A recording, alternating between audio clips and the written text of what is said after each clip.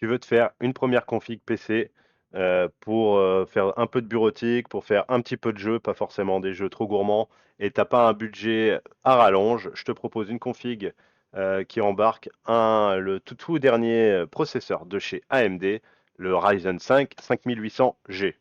Donc, je vais te présenter les composants que j'ai sélectionnés pour faire cette config-là. Donc, j'ai été sur le site qui s'appelle PC Part Picker, que tu peux aller récupérer. Et à l'intérieur de ce PC, de cette petit monstre, hein, parce que c'est un PC qui est évolutif dans le temps, c'est-à-dire que tu embarques le dernier processeur d'AMD, le Ryzen 5 8500G, qui a des chipsets graphiques, c'est le 740M si je dis pas de conneries. Donc tu auras de quoi faire pour jouer un petit peu.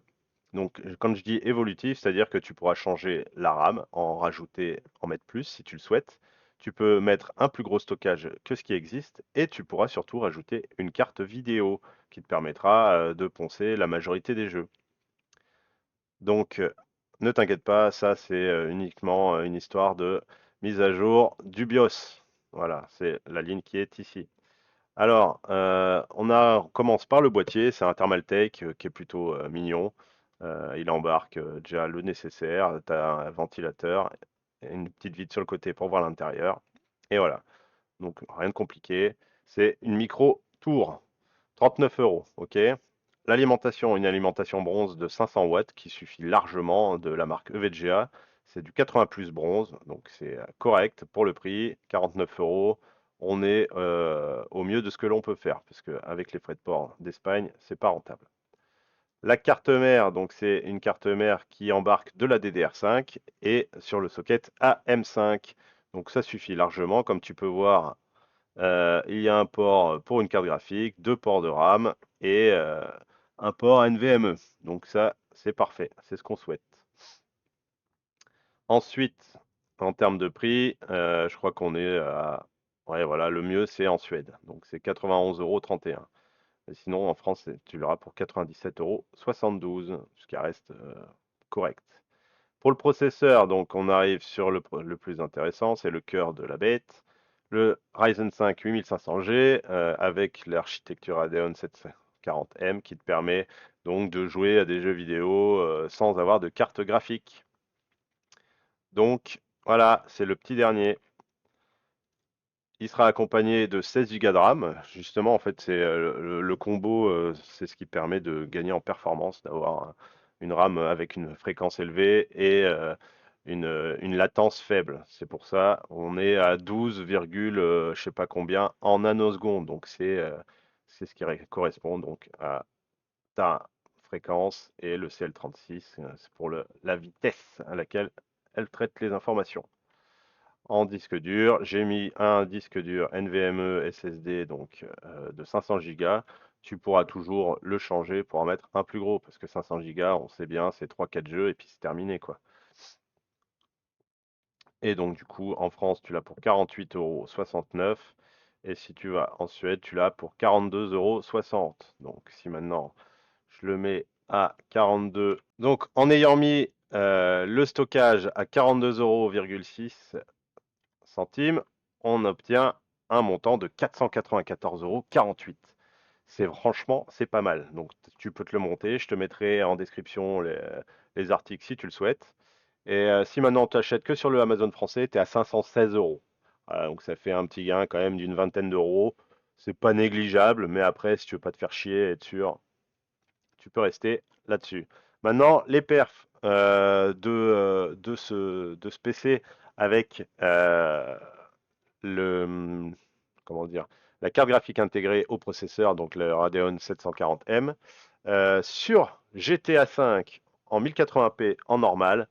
Donc ça, le normal, c'est le niveau de résolution, etc. On est à 94 FPS de moyenne, donc c'est plutôt pas mal, hein, franchement. C'est plutôt pas mal. Sur Fortnite, parce qu'il y a pas mal de gens qui jouent à Fortnite, en low, en 1080p toujours, on est à quasiment 90 FPS. Bon, voilà. Et ça a l'air plutôt stable quand même, hein. Tu descends au plus bas à 79,7 FPS et au max, tu es à 100, hein. Alors, si ton écran il supporte que 60 Hz, tu n'auras pas plus de 60 FPS, mais ça sera de quoi largement jouer. C'est cool. Franchement, à ce prix-là, je sais pas si on peut faire beaucoup mieux. Cyberpunk en 1080p, performance, lowest, voilà. Donc là, tu es à 51,5. Là, tu vois déjà que les Radeon 740M, il en chie un peu plus. Donc tu es en framerate minimum, tu descends à 43, maximum, tu es à 58. Bon, je dirais que ça prouve bien que cette config, en tout cas pour des jeux aussi gourmands que Cyberpunk, ça va être très compliqué. Très très compliqué. J'ai vu un autre test sur Son of the Forest. Bon, bah voilà, c'était pareil, c'était très compliqué et beaucoup plus bas en FPS. Ensuite, sur Counter-Strike Global Offensive, tu es à 120 FPS. En minimum, tu descends à 90, 94, maximum 135. Bon, voilà, il y a pas à chier, hein, ça reste franchement convenable. Et vu que Valorant et League of Legends ou Rocket League sont des jeux qui sont pas gourmands du tout, je pense que tu pourras jouer franchement très facilement. Voilà. Maintenant, si tu veux faire évoluer ton PC, y rajouter une carte graphique, tu as toujours la possibilité d'intégrer la dernière de chez AMD, c'est la RX 7600 XT. C'est une carte graphique qui va remplacer, mais qui remplace maintenant, qui commence à remplacer la RX 6600 XT. Aujourd'hui, tu la trouves plus chère que la toute nouvelle qui vient de sortir. Voilà. Donc, je l'ai trouvée sur Amazon ici à 359 euros. Bon, il y a 10 euros de frais de port. Voilà. Il doit y avoir la possibilité de la trouver sans les frais de port, certainement. De toute façon, il va y en avoir de plus en plus sur le marché. Mais voilà. Donc, au final, tu arriveras à avoir une config qui s'élèvera avec une carte graphique au total à 885 euros. Et tu pourras jouer confortablement, je pense, à tous les jeux. Là. Je pense World of Warcraft. Et encore, je pense qu'on pourrait même essayer de tester cette config avec WoW. Il y a des chances pour que ça passe largement.